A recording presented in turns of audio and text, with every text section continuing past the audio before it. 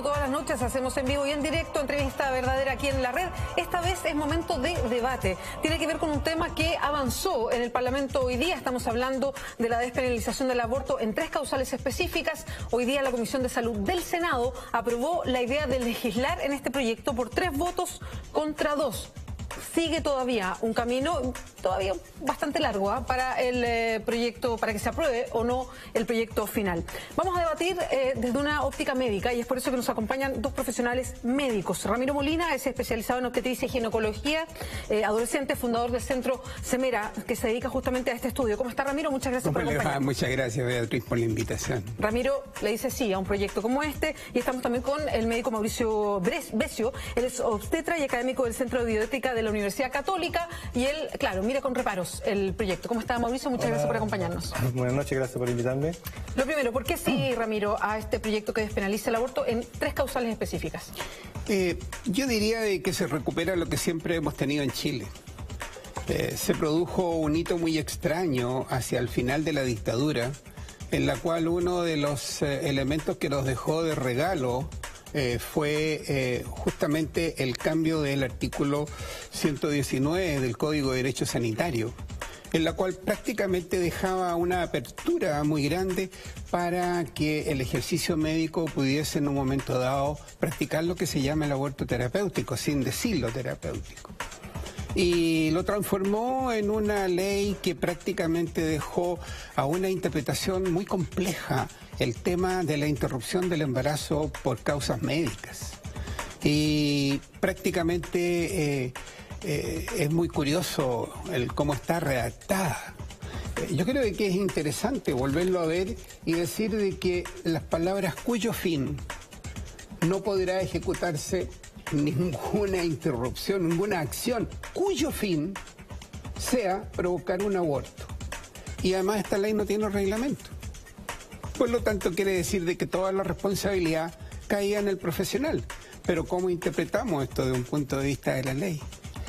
¿Por qué no a este proyecto de ley que busca despenalizar en 3 causales el aborto, Mauricio? Porque me parece que los abortos terapéuticos con tan riesgo vital la madre es un problema que nosotros resolvemos siempre y no hay ninguna discusión desde el punto de vista médico y no es necesaria una ley para eso.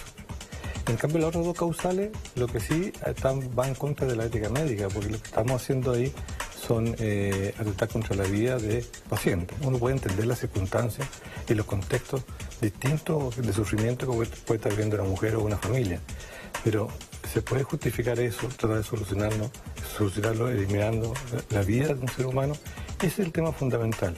Uno puede entender, digamos, las situaciones terribles que pueden estar viviendo, pero buscar una solución matando a un paciente, eso va contra la ética médica. Y así lo entiende el Colegio Médico.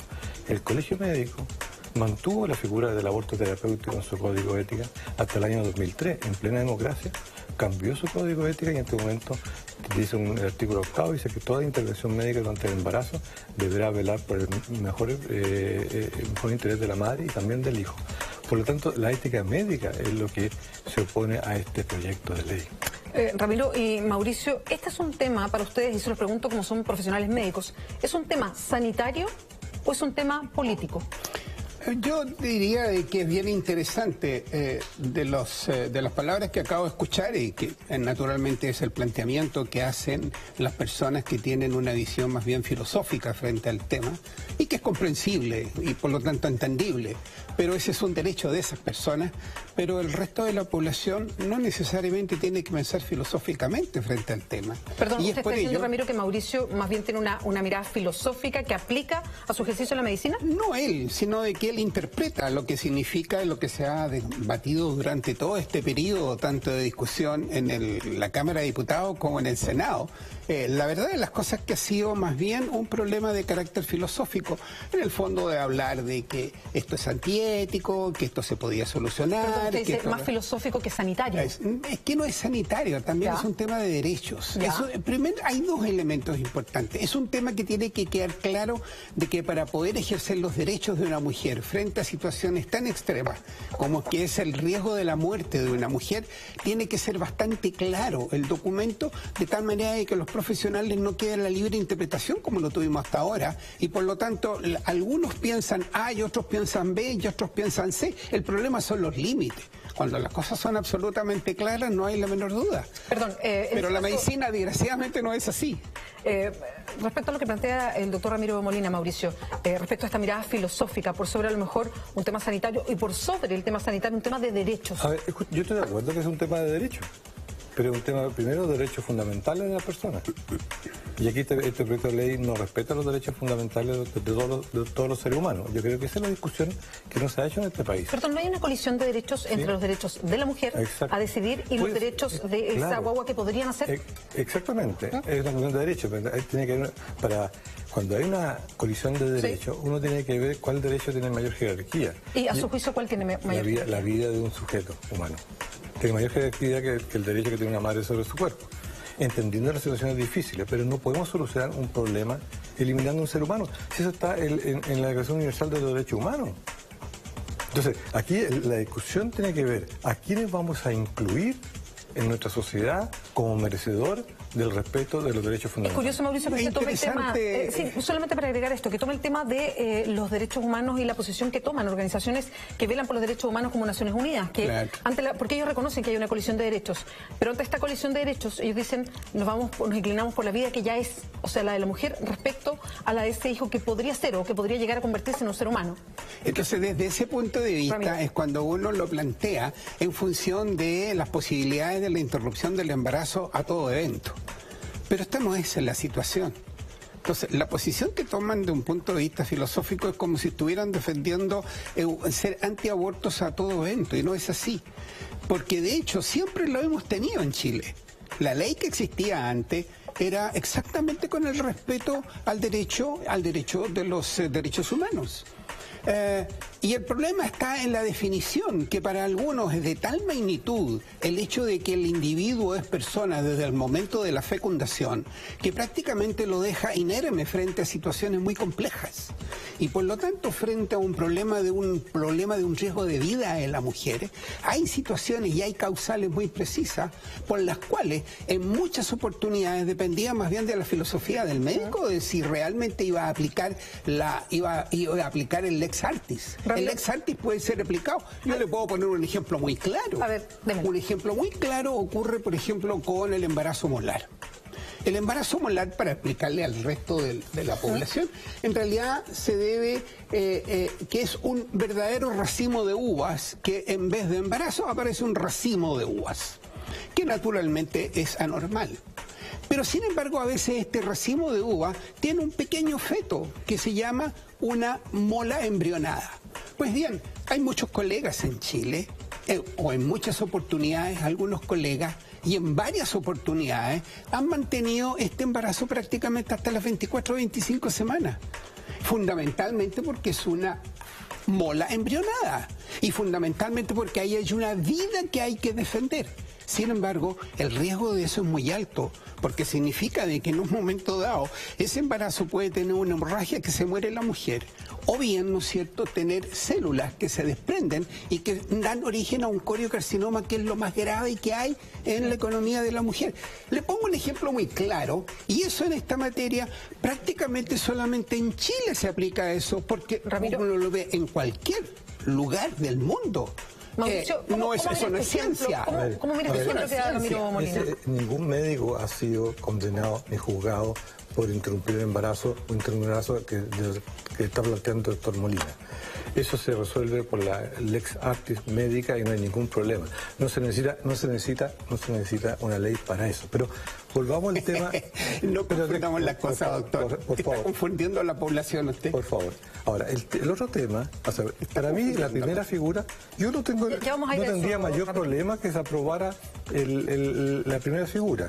¿Cuál? La de del riesgo vital de la madre. Me violenta, eso sí, que tenga que estar por ley establecido una conducta médica que es absolutamente conocida por todos los médicos. Es lo mismo que si uno dijera que la apendicitis aguda debe ser operada antes de las 12 horas. Mauricio, pero déjame terminar. Ahora, pero por favor, doctor Molina, yo no he interrumpido. Está muy bien. El tema es las otras dos figuras. Porque las otras dos figuras no estaban incluidas en la ley antigua. Sí, ya voy a pasar esas figuras, pero es que le quería preguntar por el ejemplo que usted da, Mauricio. Porque yo conozco de relatos personales de mujeres y también de personas que trabajan en esto, matronas, por ejemplo, que dicen que, de acuerdo, efectivamente esto pasa. Los médicos deciden, cuando una mujer está en riesgo de su vida, practicar un aborto, y eso pasa en Chile. El tema es el momento, porque se llega, y esto es por temor a que haya un proceso judicial o por el sentimiento médico en ese momento, llegan hasta un punto en que la mujer corre riesgo muy latente de su vida y puede terminar perdiendo el útero, la capacidad de tener hijos. Se llega a un extremo a la hora de definir hacer un aborto para salvarle la vida. Le explico. Primero, yo no considero que esa sea una figura de hacer un aborto. ¿Por qué? Cuando uno atiende a una mujer embarazada, uno como médico tiene dos pacientes, la madre y también su hijo. A eso nos dedicamos los obstetras. Nosotros tenemos que velar que ambos lleguen la mejor forma posible al término del embarazo. Entonces, ¿qué es lo que pasa? De repente hay una situación de riesgo, una patología. Lo que nosotros siempre hacemos es tratar de prolongar el embarazo para asegurar la mayor sobrevida de ambos. Perdón, pero déjame explicarle. ¿Me puedo explicar? ¿Terminar de explicar? Sí, no sé. Solo para ir aclarando esos puntos, Mauricio, que no se nos pasen de largo, eso. Es que entonces uno hace esos esfuerzos, pero llega un momento en que uno llega al convencimiento que si sigue ese embarazo se puede morir la madre, y uno interrumpe ese embarazo. Lo interrumpe para salvar a la madre y también para darle la mejor posibilidad a ese hijo de sobrevivir. Pero entonces, ahora uno podrá discutir cuándo, si antes o después. Es un tema de la prudencia médica que siempre tiene que actuar, pero nunca esos embarazos siempre lo hemos interrumpido. En la Universidad Católica, en los hospitales católicos. Tengo una pregunta al respecto, ya voy a pasar con el doctor Ramiro Molina. ¿Pero ahí ustedes conversan con la mujer? ¿La mujer es la que toma la última decisión o es el equipo médico? Pero sí, siempre las decisiones médicas se conversan con la mujer. No, por supuesto, pero ¿quién toma finalmente la decisión? Entre los dos, obviamente. Para el momento preciso también. Claro, porque uno tiene que conversar, porque uno no tiene la seguridad. No, estoy de acuerdo, pero solo le preguntaba para ver quién tomaba esa decisión. No, la decisión siempre en medicina se toma entre los dos, se llega a un acuerdo con el paciente. Ni el paciente puede obligar al médico a hacer toda una decisión, ni el médico puede imponer una decisión. Yo he conocido relatos que no son así, por eso le preguntaba a Mauricio. Es que los relatos muchas veces son tergiversados. Por eso yo le creo a las mujeres que me lo cuentan. No sé, lo que pasa es que uno puede tener una discusión, uno puede a posteriori decir, en realidad me demoré mucho. Esas cosas pasan en medicina, en todos los tratamientos, pero no significa que uno no esté velando por la seguridad de la madre y del hijo, ¿no? Ramiro, usted decía que Mauricio estaba... Yo no quiero hablar de Mauricio o de Ramiro, yo quiero hablar del tema. A ver. Y el tema es muy claro. La ley que nosotros teníamos deja interpretación absoluta del médico en ciertas situaciones. Y vuelvo a insistir, no es lo mismo tomar una decisión por un médico que tiene una filosofía A que otro que tenga una filosofía B. Y de hecho tenemos casos concretos que elementos que hay que interrumpir el embarazo no se interrumpió. Y no es un tema de que sea el médico el que ejerce la ley. Yo creo que el derecho tiene que estar en las personas y es por eso que hay que legislar. Y hay que legislar porque la ley que teníamos es de una amplitud y de un manejo que prácticamente los médicos van a ser responsables dependiendo en qué manos cae la mujer. Si es un médico o muy católico o no es católico. Y dentro de si es católico o es de una rama de la Iglesia Católica muy conservadora o menos conservadora. Y eso es un problema que lo tienen internamente. De tal manera que incluso va a depender desde un punto de vista de la teología y de la visión teológica que se tenga del tema. Y eso lo sabemos que está internamente. Es por ello que me parece que los derechos de las personas no tienen que ver directamente con la religión. La religión no puede ser la que comanda el derecho humano. El derecho humano se define por sí mismo y la religión es una asunción personal que uno tiene que aplicar y respetar. Creo que es un caso muy claro en Chile. En Chile es el único país que tenía una ley de este tipo que yo diría que es vergonzosa. Y por lo tanto con facilidad se utiliza el argumento, pero si los médicos solucionaban este problema. Perdón, los médicos no tienen que solucionar los problemas, tienen que solucionar los problemas médicos, pero no introducirse en decisiones de derechos. Y es por eso que es necesario la legislación. Ramiro, ¿cómo toma eso, Mauricio? Yo no sé si aquí tiene que ver la religión con su posición. No tiene nada que ver la religión. Yo estoy hablando de la ética médica, de la perspectiva médica. El código de ética del colegio médico se lo puedo mostrar. El código, no puede ser que colegios médicos sean de la UDI o que sean católicos. Déjeme terminar, doctor Molina. Ya, por favor. Por favor. Sí, yo no he hablado. Okay. Yo no he hablado. Estamos hablando de la ética médica. Los médicos defienden la vida de los pacientes. Eso sí, desde el tiempo de Hipócrates. Entonces, lo que estamos hablando, no estamos hablando de ninguna filosofía extraña, ni ninguna religión extraña. No, los médicos tienen opiniones distintas. Sí, pero la ética... ¿Lees el código de ética? Ustedes dos, digamos. Claro. ¿Por qué la opinión es distinta? Porque es evidente que pueden haber discusiones respecto a muchos temas, pero la ética médica siempre ha defendido la vida de los pacientes, y eso está en el código de ética. Mauricio, yo lo sigo y entiendo perfectamente su argumento, pero, a ver, lo que dice el doctor Molina, yo lo tomo porque yo he escuchado al rector de la Universidad Católica, a médicos de la Universidad Católica, a usted de la Universidad Católica, que tiene una posición y que tiene mucho que ver también con la base religiosa de una universidad como esa. No es así. Pero entonces es casualidad que sea todo lo que está en el paraguas lo que pasa es que la Iglesia Católica defiende la vida de las personas, eso sí, pero la Universidad Católica no defiende esto por razones religiosas, lo defiende por razones de ética médica. Yo no quiero intrometerme en un tema de la Iglesia Católica, una Iglesia Católica, porque me parece que es una iglesia que me merece tremendo respeto. Y yo respeto lo que decido y lo que ellos decidan y lo que ellos hagan, y obviamente yo no me voy a meter en esa materia porque me parece que no es mi punto de vista. Mi punto de vista tiene que ver con el derecho de las personas, y el derecho de las personas no tiene que ver con la definición de cuándo empieza la vida o cuándo termina la vida, sino de que tiene que ver en ciertas materias muy específicas y muy concretas de tener las herramientas en mis manos para poder decidir lo que yo puedo hacer y lo que no puedo hacer. Fíjense que es más, yo le puedo poner un solo ejemplo. Fíjese de que cuando nosotros analizamos lo que significa el derecho canónico, fíjese que el derecho canónico hay algo que nunca lo enseñan. La tercera causal es por un problema de violación. Sin embargo, fíjese que si yo voy al derecho canónico, hay un artículo muy interesante que el mismo rector, cuando lo conversamos, dijo: voy a hacer lo que lo lean los canonistas. No sé si lo habrán leído ya o lo habrán enseñado. Pero fíjese de que si una mujer tiene 16 años o menos y por alguna razón se practica un aborto, no queda condenada por la ley del derecho canónico de la Iglesia Católica. Es decir, una persona de 16 años o menos interrumpe el embarazo y no se le aplica la pena de quedar excomulgada. Y hay varias excepciones más. Eso no lo enseñan nunca. Y aquí nosotros en Chile tenemos gente que ha estado presa durante largo tiempo y en un volumen muy importante, que son menores de 16 años. Ramiro, Mauricio, quería volver a un tema que los dos mencionaron y quiero preguntarles ahí su definición.